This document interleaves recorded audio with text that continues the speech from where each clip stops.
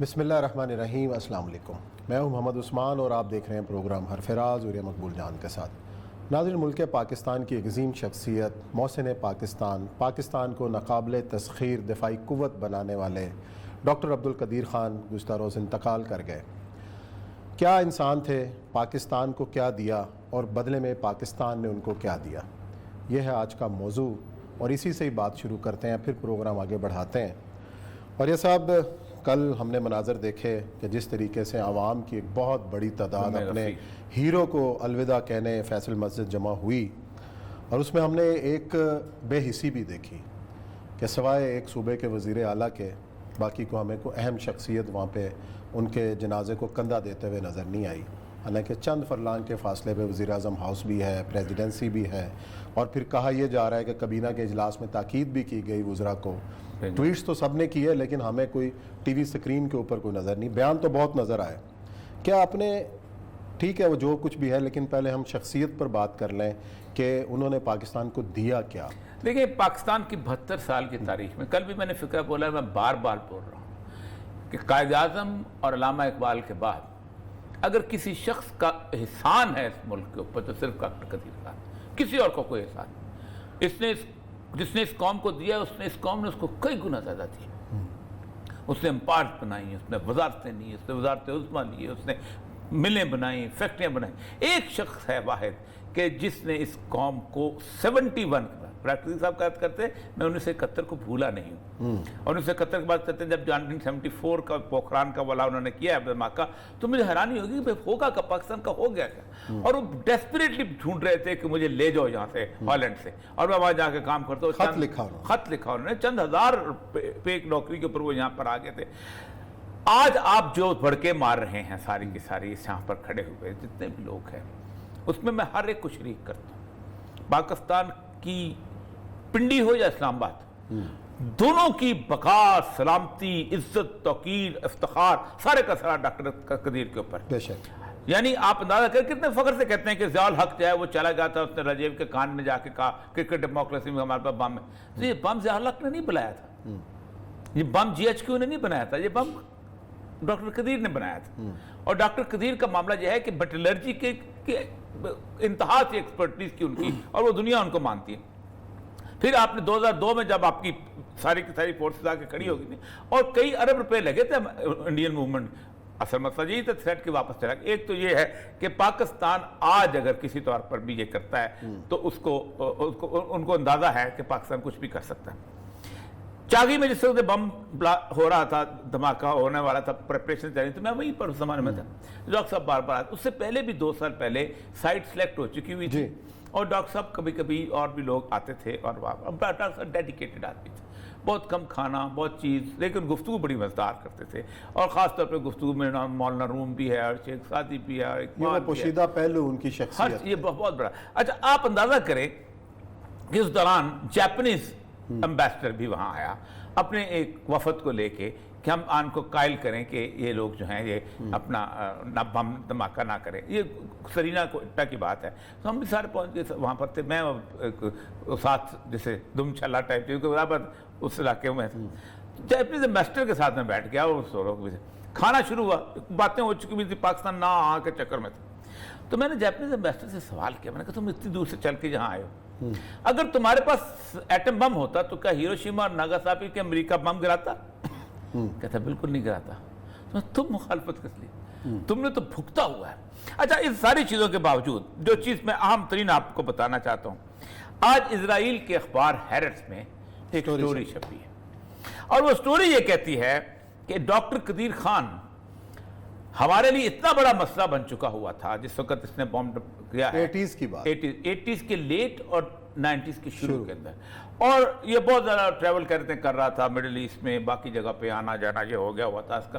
اگرچہ کہ middle asset میں ڈاکٹر قدیر ویسے ایک عزت کی نگاہ سے دیکھا جاتا تھا، کبھی بھی ڈیزائن جو ہے وہ کاپی کر کے وہ نہیں دیا جا سکتا، تو ہم نے اس کے بارے میں ایک پلان بنایا کہ اس کو ہم نے مار دینا، اسیسینیٹ کر۔ اب شیبتی شیوٹ موساد کا چیئرمین، اس کا نام لیا انہوں نے بقاعدہ، کہتے اس نے ہمیں ایکنالج کیا کہ ہم نے 3 دفعہ اس کو مارنے کی اٹیمپٹ کی۔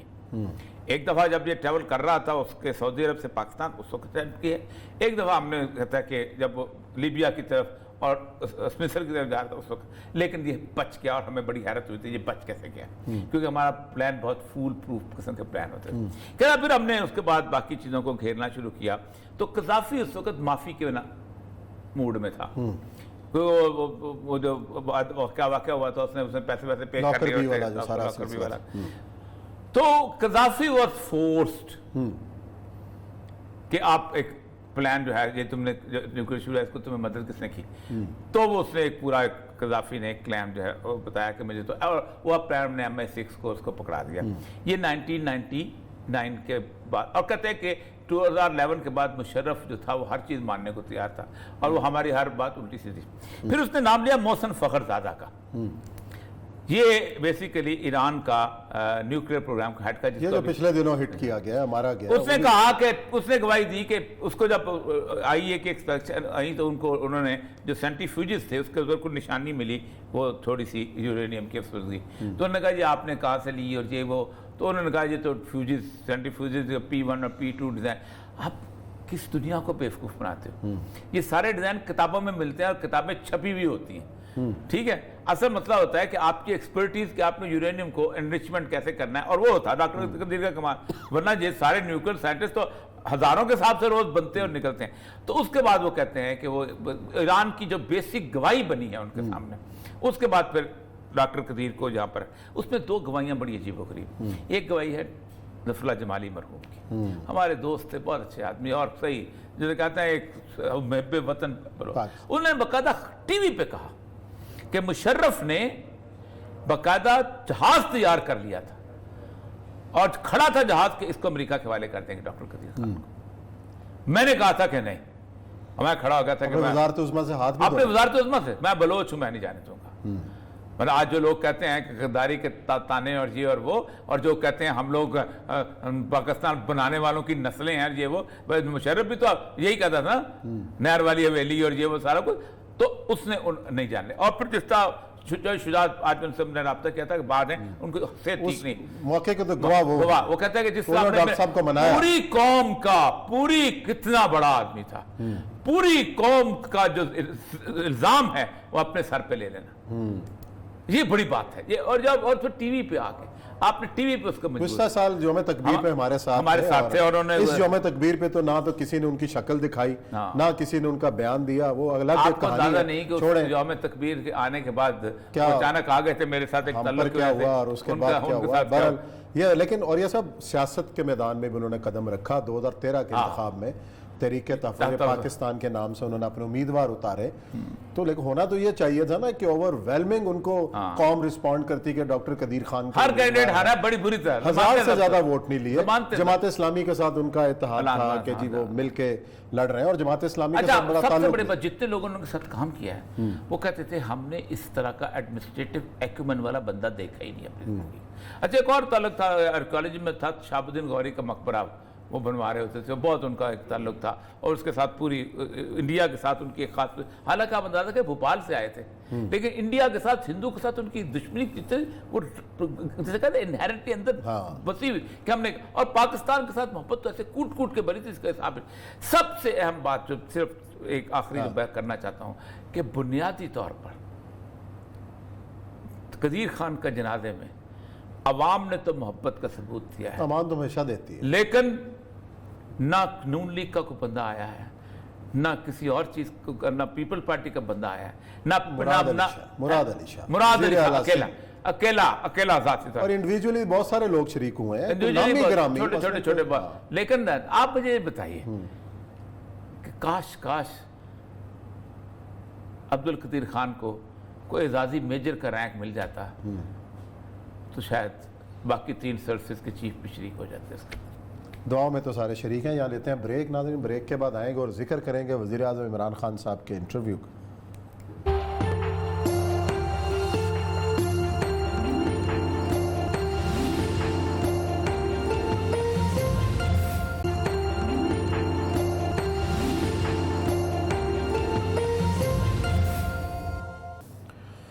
وزیر اعظم پاکستان جناب عمران خان صاحب کا غیر ملکی میڈیا کو انٹرویو آپ نے سنا, جس میں جو بڑی بات انہوں نے یہ کی کہ اب امریکہ خطے سے نکل گیا اور اب پاکستان امریکہ کے اتحادی نہیں رہا.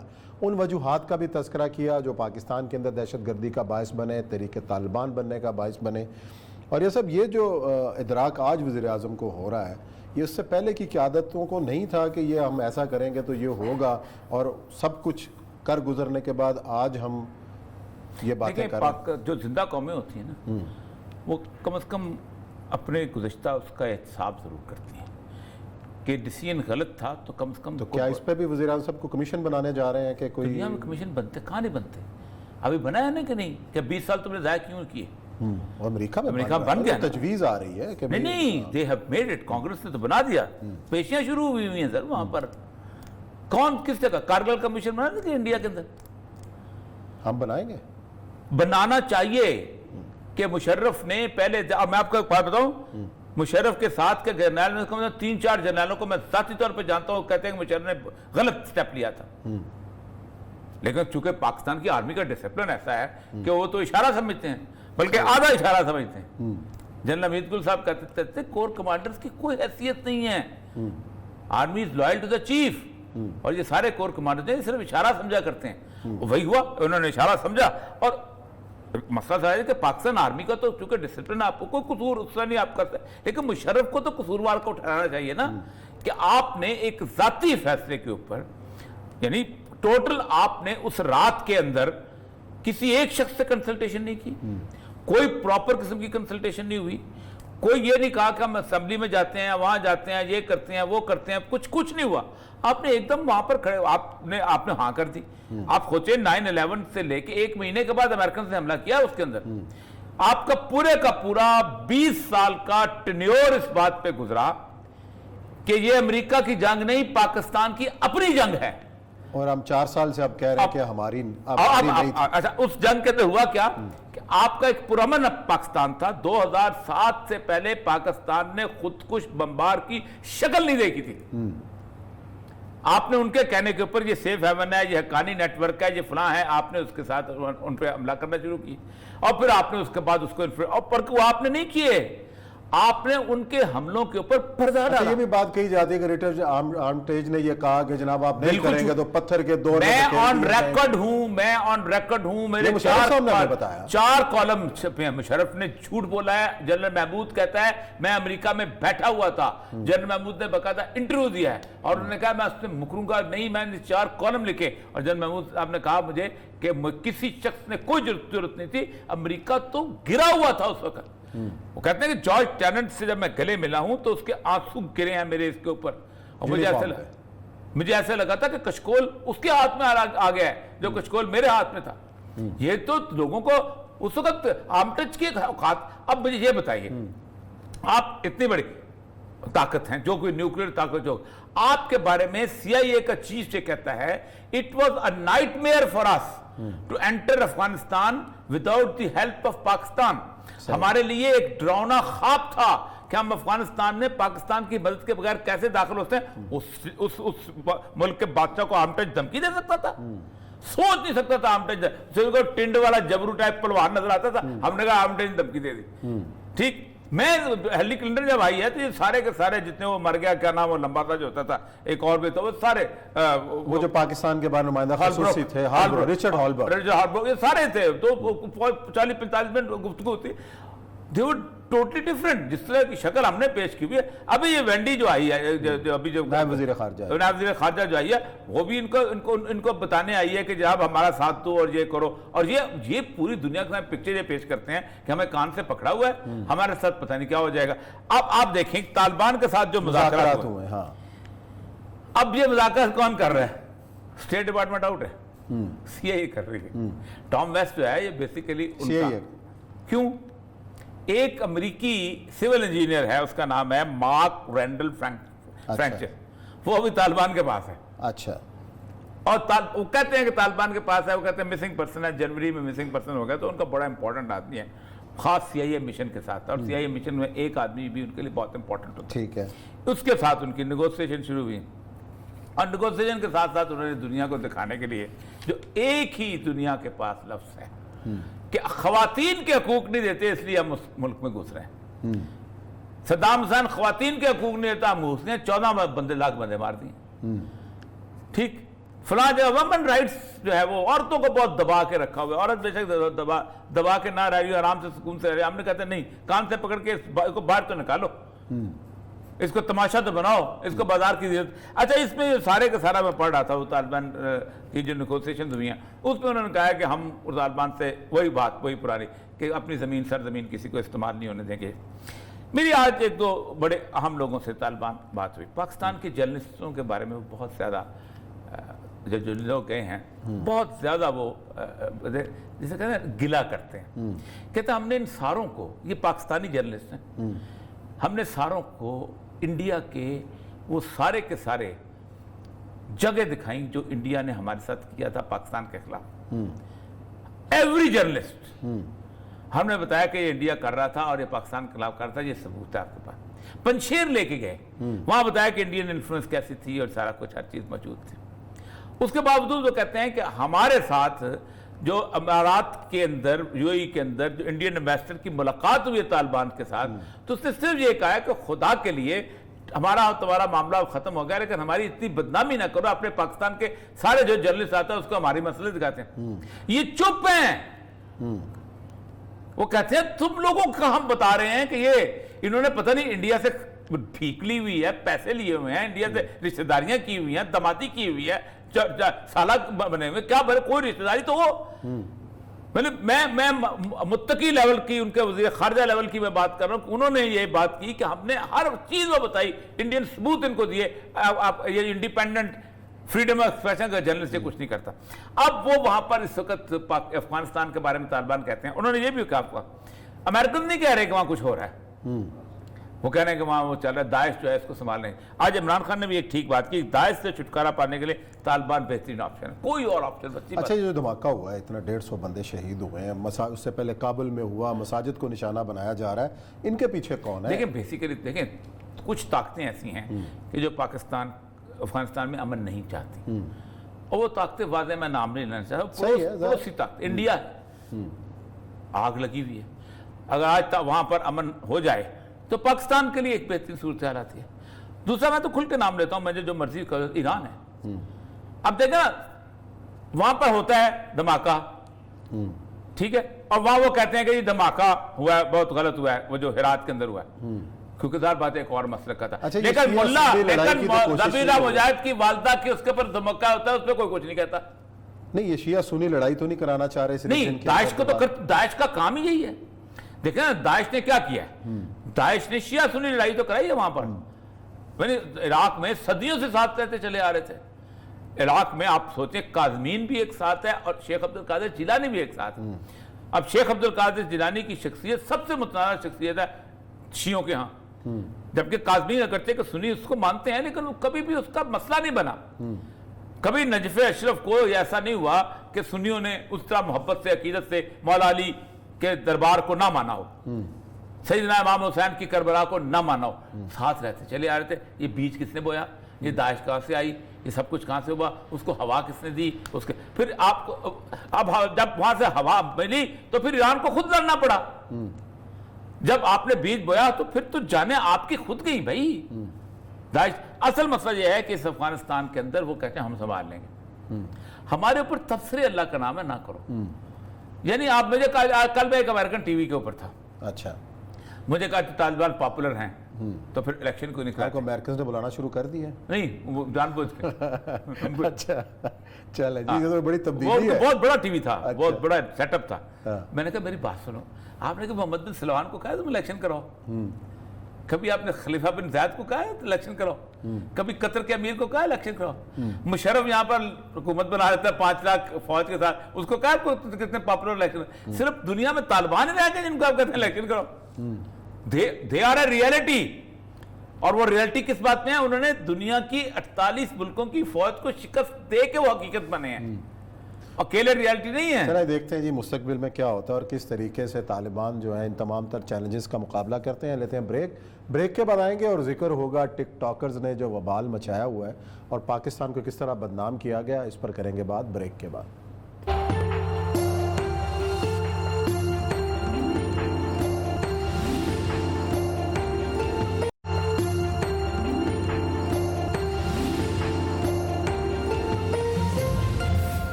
بریک کے بعد آپ کو خوش آمدید کہتے ہیں. مینار پاکستان پہ گزشتہ روز واقعہ ہوا, ٹک ٹاکر سے بدتمیزی ہوئی, لیکن اس کے بعد کیا ہوا یہ ایک الگ کہانی ہے.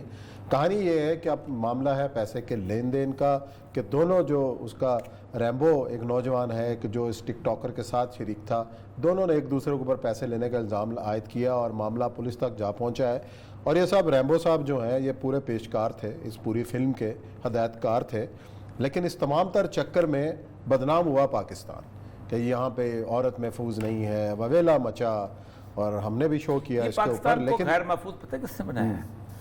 میرے اور آپ جیسے لوگ جو میک اپ کر کے یہاں بیٹھتے ہیں نا, شام کو 7 بجے شروع ہوتے ہیں اور 11 بجے تک بیٹھتے ہیں, پورے ایک سال میں 4 واقعات ہوئے ہیں جس نے یہ ثابت کیا ہے کہ پاکستان میں اخلاقیات کی, معاشرت کی, خاندان کی, روایات کی اور مذہب کی بات کرنا جرم ہو چکا ہے.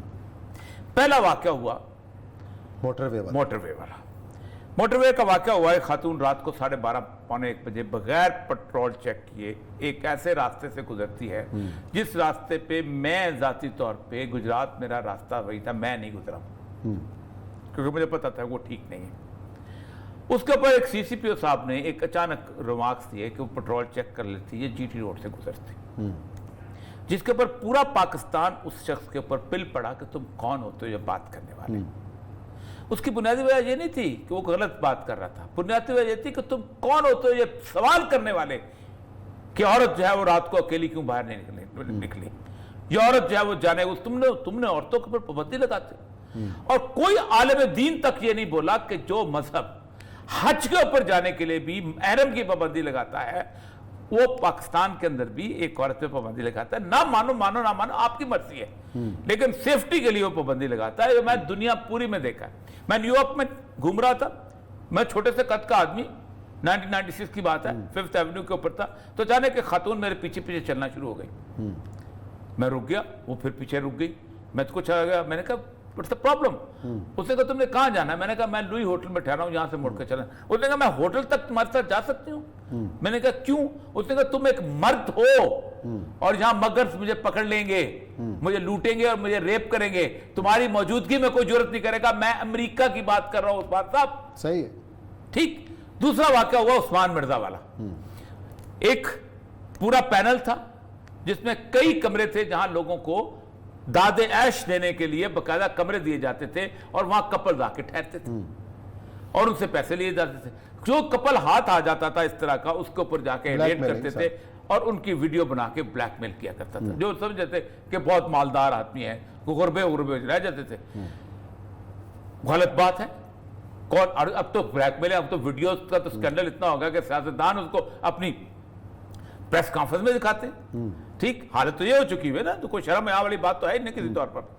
حالت یہ ہے کہ وہاں پر کسی بندے نے سوال اٹھاتا, اگر اٹھایا بھی نہیں بلکہ ایک تو نے اٹھانے کو سرب کر دیا کہ وہ لڑکا لڑکی کرنے کیا گئے تھے وہاں پر.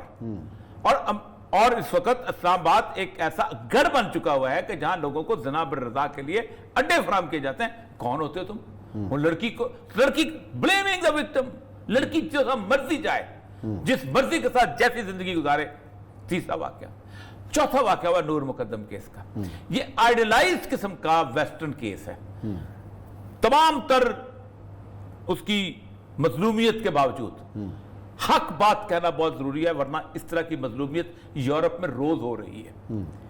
ایک عورت اپنے والدین کے سے پوچھے ساتھ, ایک مرد اپنے والدین سے پوچھ کے ایک علیحدہ جگہ پہ رہتا ہے, اور جہاں یہ خاتون مختلف اوقات میں آنا جانا, رہنا, اٹھنا, بیٹھنا, چلنا پھرنا, ایک ایویڈنس موجود ہے, اپنے آپ کو اس گھر کے اندر محفوظ تصور کرتی ہے, اس لڑکے کے ساتھ اٹھنا بیٹھنے میں محفوظ تصور کرتی ہے, اور اچانک ان کے اندر لڑائی ہو جاتی ہے, اور پھر اس کے بعد وہ اس کو کہتے ہیں, یورپ میں اس کو کہتے ہیں کرائم آف پیشن. یورپ میں صرف 17%, مغرب میں یعنی اور امریکہ میں 17% عورتیں ایسی ہیں جن کو اجنبی قتل کرتے ہیں. باقی تمام تر 83% عورتوں کو ان کے ایکس بوائے فرینڈ یا ایکس ہسبینڈ قتل کرتے ہیں, کیونکہ ان کو پتا ہوتا ہے یہ اس نے بے وفائی کیا تو قتل کر دیا. اب وہ صرف عورتیں نہیں, مرد بھی قتل ہوتے ہیں عورتوں کے ہاتھوں میں. اب وہ ٹریس پاس ہے. اب اگر اس کے ہاتھ میں غصہ ہوتا تو یہ اس کے گھر میں پستول لے کے انٹر ہوتی, یہ اس کو قتل کر سکتی تھی. ایکول اپرچونٹی تھی. لیکن کیا پاکستان میں یہ بحث ہوئی کہ ہمارا اخلاقی معیارات کہاں چلے جا چکے ہیں؟ اور پھر سوال کیا گیا کہ وہ جو آج تو جو بندے پکڑے ہوئے ہیں, وہ جو پی اینز پکڑے ہوئے ہیں, وہ جو کہ انہوں نے نہیں بتایا ورنہ قتل ہو سکتا. آپ کے ڈیفنس سے اٹھا کے, گلبرگ سے اٹھا کے, اسلام آباد سے اٹھا کے, کون سے ایسے گھر ہیں, میجورٹی گھر ایسی ہے کہ جہاں لوگ لڑکیاں لے کے آتے ہیں اور یہ آنکھیں بند کر کے بیٹھے ہوتے ہیں؟ نہیں بیٹھے ہوتے, ریسٹ ہاؤسز میں نہیں بیٹھے ہوتے. وہ بیچارے کون بتاتا ہے؟ وہ بتائے گا اگلے دن نوکری سے نکال کے. لیکن ہم نے اس کو بھی کہا کہ قتل سے بات, کسی کو پتہ تو قتل ہونے آئے تھے. اگر قتل ہونے بھی آئے تھے تو وہ پی این بتانے جائے گا کبھی؟ وہ نوکر بتانے جائے گا کبھی؟ اس کو تو آپ نے مظلوم ترین صورتحال میں رکھا ہوتا ہے. چوتھا کیس یہ ہوا اور پورے پاکستان پہ مقدمہ بنایا گیا کہ پاکستان کی اخلاقیت کا لیول یہ ہو گیا, ایک اکیلی عورت وہاں پر تھی, کوئی اس کو بچانے نہیں آیا کوئی. حالانکہ وہ ایک سلیکٹڈ ہجوم تھا جس کو ان دونوں نے اکٹھا کیا, بلایا گیا, ان کا کراؤڈ تھا, اس کا ٹک ٹاکر کا ایڈکٹڈ کراؤڈ تھا. اور اس نے کہا کہ میری اس نے ویڈیو بنائی ہے اور مجھے بلیک میل کرتا ہے. وہ کہتا ہے 5-5 لاکھ, آپ نے 3-4, عمران خان صاحب بھی بول رہے ہیں, فلانا بھی.